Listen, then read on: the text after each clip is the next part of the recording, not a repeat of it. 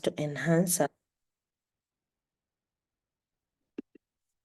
Okay, we have been looking at some of the things that can help us to enhance our business. And these are things that have been many times overlooked, yet they are very, very important. And today we would like to talk about marketing your brand. Okay, last week we talked about appearance, how we are supposed to be dressing for the event, how we are supposed to be carrying ourselves as individuals. But now today we want to talk about our brand as individuals because it's very, very important, because in the kind of business that we do, people actually buy you before they buy your product, before they buy your opportunity. They look at you and come from a spirit of judgment to see whether they will want to be a part of what you do.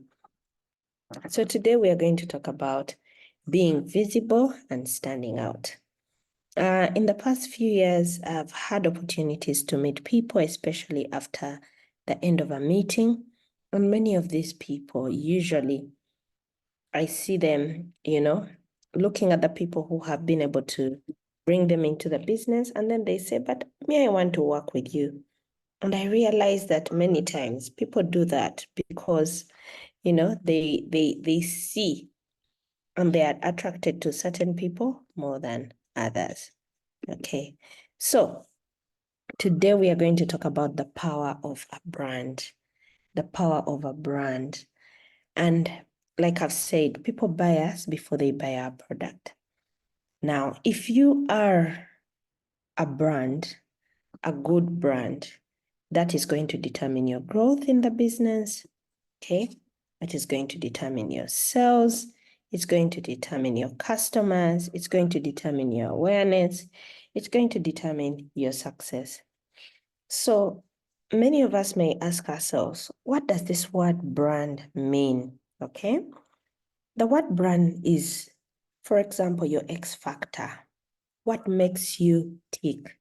And I would like us to, all of us on the chat today, to ask ourselves, what makes us tick?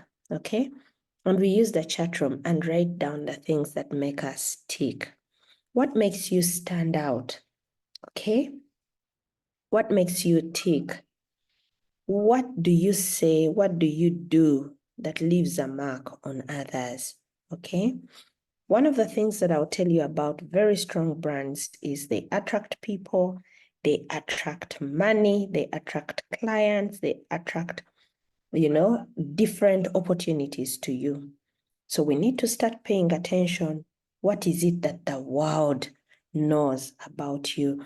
What is it that they will say about you when you're not there?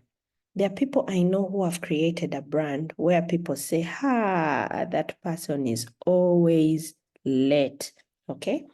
And can you imagine that is what people have to say about you when you're not there? So we need to go back and ask ourselves, what is it that makes us tick? I mean, when people talk about Jesse, they say, oh my God, that guy is the Obama of Uganda. What does that mean? It is branding, that when he stands up to speak, everybody listens, okay? He makes very impressive presentation. So the question is, what is your brand? And I would just like us to take on the chat room and then type in what you are known for, what you think people know you for.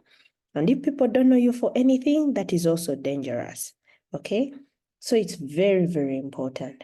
Now, there are things that I call brand killers or impact killers, okay?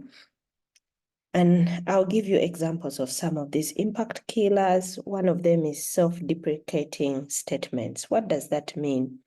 Sometimes when you say negative things about yourself, you're actually killing your own brand. So we need to avoid self-deprecating statements because they are going to kill our own brand. And then the other thing, poor quality grooming. People look at you and they're like, that person is very careless about the way they dress, about the way they talk, about the way they stand. Whenever they wear socks, the socks have holes in them. They have stain on their clothes. They always wear dirty clothes, inappropriate dressing. That is branding, okay? And that kills your brand, yeah? Then also being out of touch. What does this mean? All the time when people ask you about the products, you don't know anything.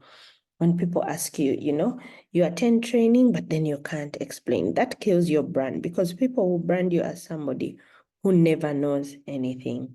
Then also, if you never have anything to say, they invite you to say something in the training and you say, for me, I can't do this, I can't do that. You are also creating a brand for yourself where you have nothing to say. And sometimes also saying too much comes off as branding. So we need to be very, very careful the things that we do so that we do not kill, okay?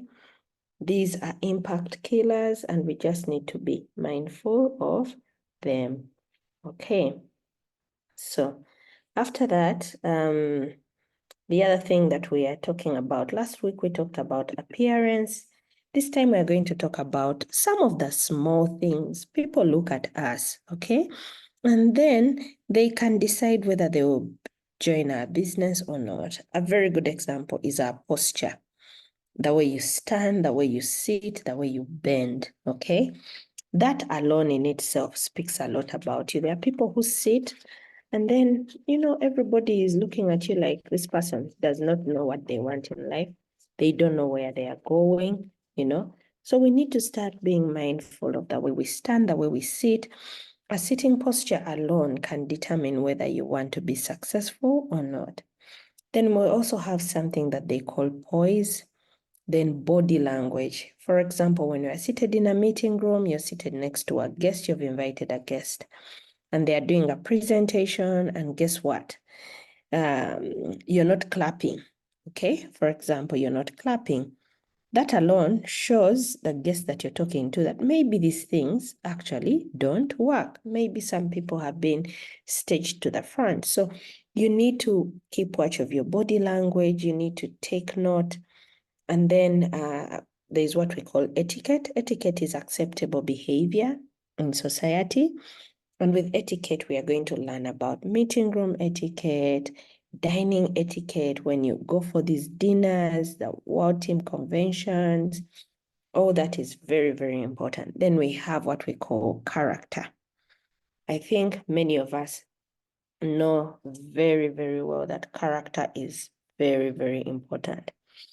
So when we talk about character, there is what they call a leadership tent, and character stands in the middle. It doesn't matter how good you are and what you do. The moment you have broken character, that is the kind of brand that you have put out there. And I think you've had people in the past saying, don't give that person money. That person will not deliver your products. That comes from character point of view. I gave that person money and they've never delivered my products, So we need to start keeping watch. Then we also have what we call voice and diction, okay? The way you present yourself in terms of presentations, it's also very, very important. So today, we would like to talk about posture. And there we have a president's team member from Tanzania called Husna Mokpete. And the reason I got this photo was because many times you can actually sit in a manner that portrays whether you're successful or not. Sometimes people sit carelessly, yeah? And I think I will allude to that, okay? And I think on the right-hand side, you have seen how some people sit carelessly. You're seated with them in a meeting room, and they look very bored. They look like they do not know what they want. They look like they have been forced into the meeting. You can read some of this body language, okay? So when you're sitting, some of the things that you need to remember: lower yourself with control and grace. Don't just sit anyhow. Arrange your clothing prior to sitting. Sit with the back straight and feet on the ground, okay? When crossing your legs, cross them at the knees or the knuckles. So you need to be mindful from now onwards the way that you sit, because it is part of branding, and it is part of describing who you are. Okay. Now, I think you can see sometimes we sit in meeting rooms and we cross-leg, and sometimes we sit in the meeting room and, we put our head in front, backwards, and sit up straight. So from now onwards, I just want us to be mindful of the way that we sit, because it also depicts a lot about who we are, our success, and personal branding. Great. Okay. So about standing, okay? And sometimes when we are at the back of the room, I usually see many of the distributors, those who don't have seats, standing maybe at the back of a meeting room. And I want to comment about the way that we stand. And I love the fact that in Neolife, this is a total value opportunity where you can be in position to learn things that you're never ever going to be taught in school. So when you're standing, okay, or when you're walking, you should walk in a relaxed manner. This is walking for success. The way you walk up, even just, being called to the front as a brand new manager, as a brand new senior manager. And the funny thing is, in the kind of business that we do, we even talk about using the products that make us energetic. So you should walk in a way that depicts that you are energetic. You need to pull your abdomen in, have your chest high, shoulders low, level, and relaxed. Have your head held up high. The chin should be parallel to the floor. The feet should be pointed straight forward. Lower your abdomen and walk like you use 3NN. Walk like you have confidence.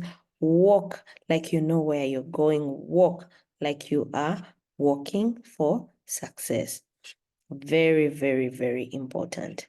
So I would just like us to, put this in mind at the back of our minds and try our level best to see that the next time we walk, you are depicting the success that you want to see. So very, very important.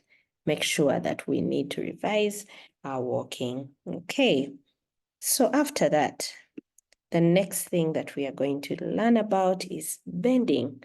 Okay, I know for some of us, many times, we might not even care about the way that we bend, but it also speaks to your personal branding. I had an opportunity to stay in the United Kingdom for about 1.5 years. And I want to say that these people are groomed right from the time they are young. They are groomed for success. So very, very importantly, something as simple as bending down, yeah, they groom them and tell them that avoid bending from the waist, just like that lady we see in the photo. When picking up something, you've got to squat down and bend at the knees, okay? That is what they call etiquette, acceptable behavior. Now, we have this, what we call poise, okay? Poise is simply, and I think this is very, very important for the kind of business that we are doing. Poise is simply graceful and elegant bearing in a person. One of the things that I want to remind us is people are always looking at us, especially if you have stepped up in the business, you're a manager, senior manager, director. The people in your team want to be just like you. So poise is very important, the way you carry yourself. It must be graceful, it must be elegant. So it is graceful and elegant bearing in a person. So when you're walking with poise, don't look sideways. You're looking like people are chasing you from either side. Walk with purpose, okay? Walk like you know where you're going. Walk with dignity. Walk with dignity. Don't throw your legs around, throwing here and throwing there. You need to look sharp and confident all the time. And this goes hand in hand with the way that you dress, yeah? One of the people who really dresses so smartly in the kind of business that we're doing is Michael Rogers Kayondo. That's why I wanted him to be our case study today. Yeah, so being cool even under extreme stressful conditions is very, very important. Having composure, elegant mannerisms at all time is also very, very important. Your body movements and gesture must exude a certain level of sophistication, confidence, and style. That is what we call poise. So going forward, yeah, walk out with confidence. Do things that sell you as an individual. Let people look at you and admire and want to be like you. Let people look at you and say, you know what? I want to be a part of that opportunity because I love the way that people carry themselves, okay? So very, very importantly, I hope we've learned about poise. And now I want to talk about body language. And of course, when you look at that photo, that was a meeting room and we were at Imperial Royal, okay? And what we mean by body language is the non-verbal communication, okay? And I believe that for many of us, you can look at that photo and maybe we can use the chat and you tell me what you see. What do we see? Okay, there are so many photos in that, there are so many people in that photos. What do we see?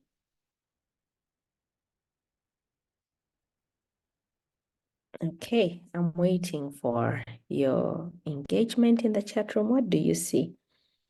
Of course, you can tell whether the meeting was interesting or not.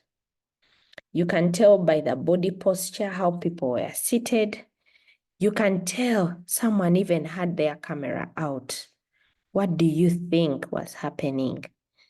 Actually, two people, because even in the right-hand corner, there is somebody who has their camera. Okay. Then there are some people who were smiling at the camera. That could also mean that they were being distracted. When they saw the camera person, they decided to smile and not focus on the presentation, you know. So there are so many things in that photo. Let's kindly use the chat room. What do you see? You mean nobody is seeing anything? Okay. What do you see in that photo? It speaks a lot about none of those people has said anything. None of them has said anything, but you can tell by their body language whether the meeting was interesting or not. Some people were not attentive. Yes, it seems like they were bored. Okay. Now, this is also speaking a lot. So next time when you're seated in a meeting room, remember that your body language communicates. If you put your hand on the chin, that also communicates something very important, okay? The lady in blue was negative. Okay, according to you, that's what it means, okay? You can tell by her sitting posture. You can tell by, the people around her.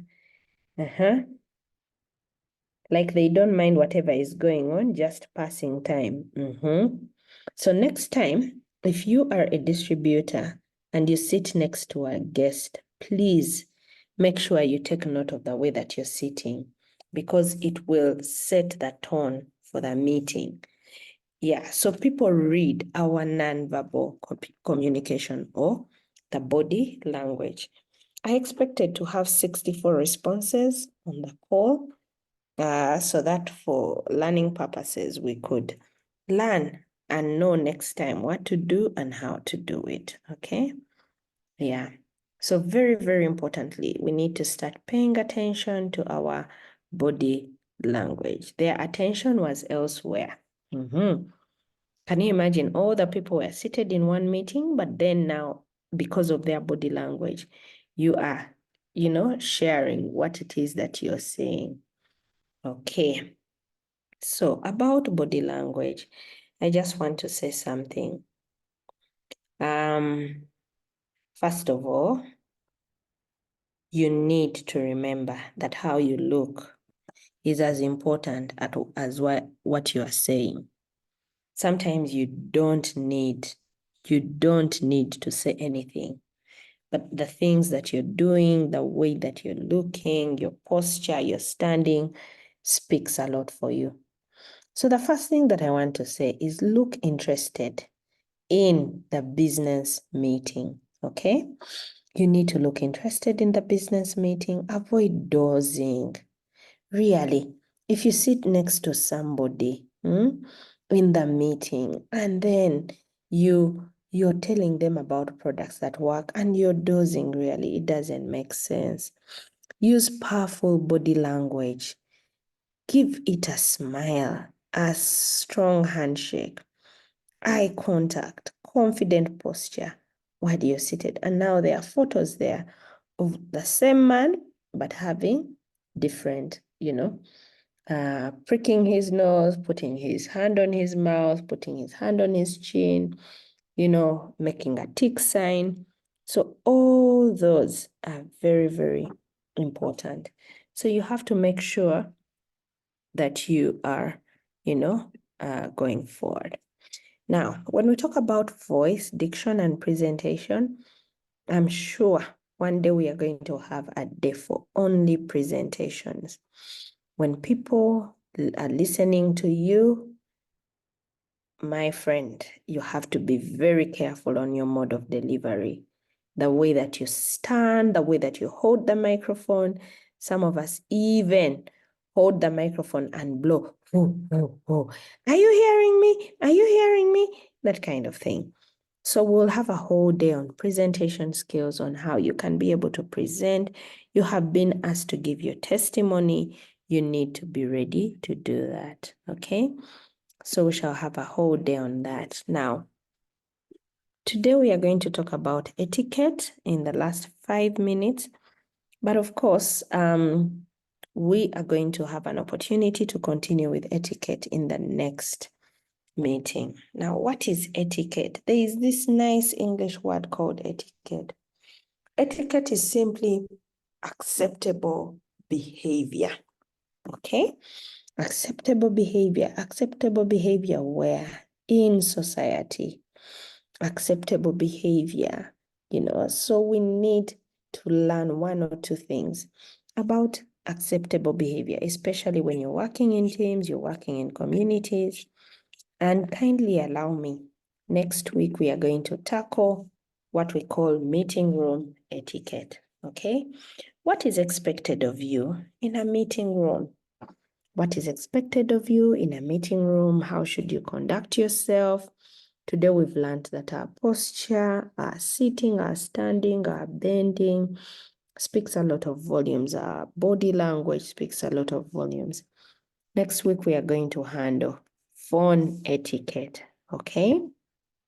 How should you behave, when it gets to using your phone, especially in spaces in the Neolife business, okay?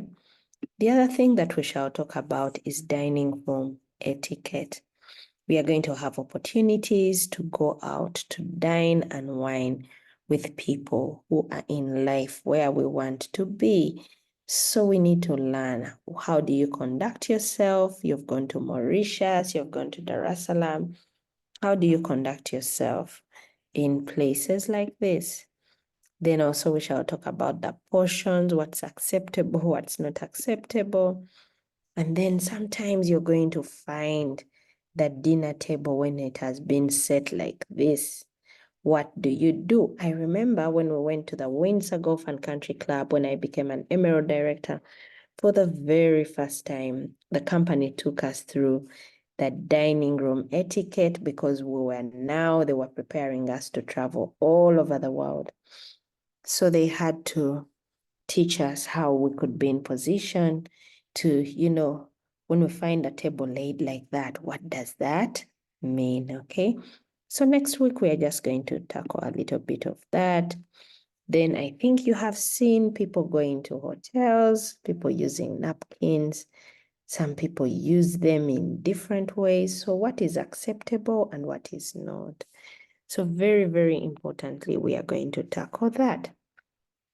Now, because of time, kindly allow me to use this opportunity for us to share what we have learned and what are we going to do different as we prepare for next week to talk about etiquette, which is acceptable behavior. So what have you learned and what are you going to do different? Okay. From last week, we've been talking about appearance, our dress code, the way we need to dress for meetings, the way we need to, the different choices of clothes that we need to, wear for whatever event. So my question is, what have you learned and what are you going to do different? Since we are about, how many are we on the chat? We are about 66 people.